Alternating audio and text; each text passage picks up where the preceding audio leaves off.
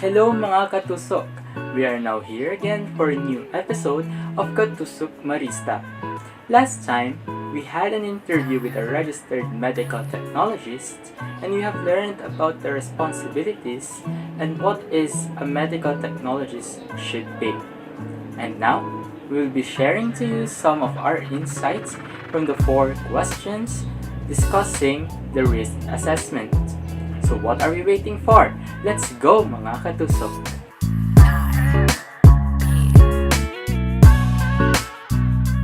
So for the first question, why is it important to conduct a risk assessment prior to implementing mitigation controls?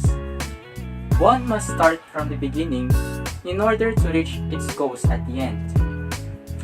And so, it is a must to conduct or perform a risk assessment prior to formulating mitigation controls and the implementation of it. And so, just like scientific processes, it pertains to risk assessment, follows a systematic procedure in order to attain the desired goal of being reliable and accurate in solving the problem. Risk assessment should be done thoroughly before implementing mitigation controls to know the truth and real cause of a specific phenomenon. And that is our insight for the first question. Question number 2. What outcomes would you expect when mitigation is based on a thorough risk assessment? While hazards cannot be prevented from occurring, mitigation planning focuses on reducing the impact of such events when they occur. Therefore, by identifying the real reason, it will be much easier to come up and conduct precautionary measures and proper actions. Thus, the outcomes are expected to fix the situation by being effective and reasonable. So number 3, what would you expect if mitigation is implemented without conducting a risk assessment?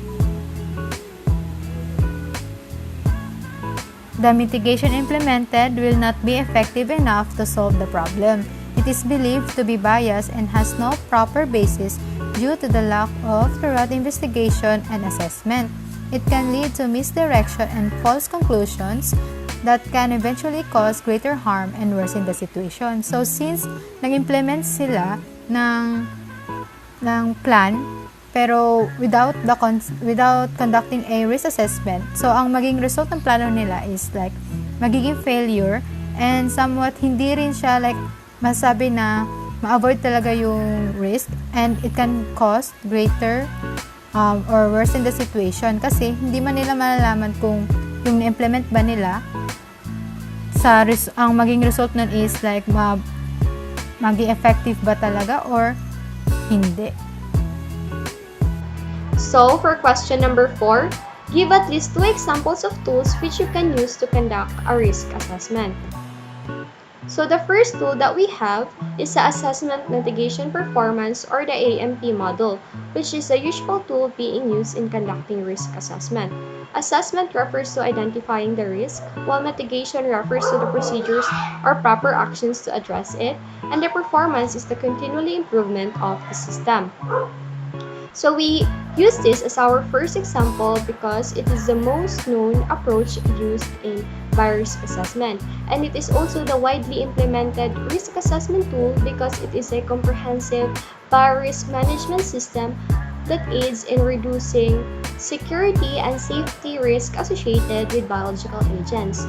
Thus, AMP is a simple tool but a powerful model for managing virus because it helps you identify the risk factors, who can be harmed or how, and help you in evaluating the risk, of course, and you can record your findings so that you can monitor and review your assessment about the risk or the hazards or the threat that you found so that you can have a proper mitigation or come up with our effective control measures so that you can reduce or eliminate those risks associated with biological means.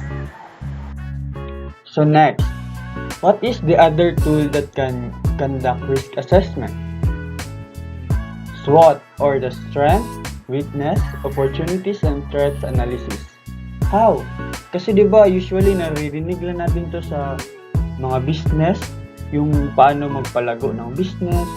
Paano kaya ito nakakatulong sa risk assessment? So first, strengths and weaknesses are identified for the project and thus hazards and risks are determined. So yun, 'di ba sa pag-identify natin kung saan tayo mahina, sa pag-identify din kung saan tayo malakas, pwede natin yung gamitin para mas mag-strive pa, para yun yung gamitin natin para mas mag-improve pa. Paano yung weakness?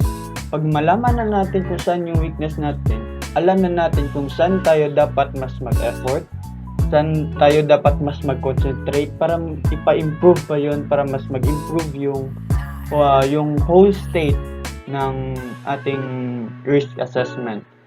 So next, opportunities are the advantages of the implemented mitigation. So yun, 'di ba? Pag ang goal naman talaga ng paglagay ng mitigation is 'di ba dapat mas mag-improve. So through knowing the opportunities, malalaman natin kung ano yung mga expected positive outcomes na ma-encounter natin in the future if ever na maging successful yung mitigation natin. And lastly, threats. Threats are the possible negative impact and feedbacks. Siyempre sa mitigation, hindi naman talaga natin ma-sure talaga na 100% talaga kasi merong ibang factors dyan na hindi natin kayang ma-measure or like sudden na mag-affect sa ating mitigation. So by identifying the threats, maybe in the future, if ever na mangyari talaga, at least 'di ba, makaya natin ma-prevent or ma-avoid natin yung greater loss, yung mas malaking impact ng factor na hindi kasali sa plano natin. So yun yung pag-risk assessment gamit yung SWOT analysis. Thank you.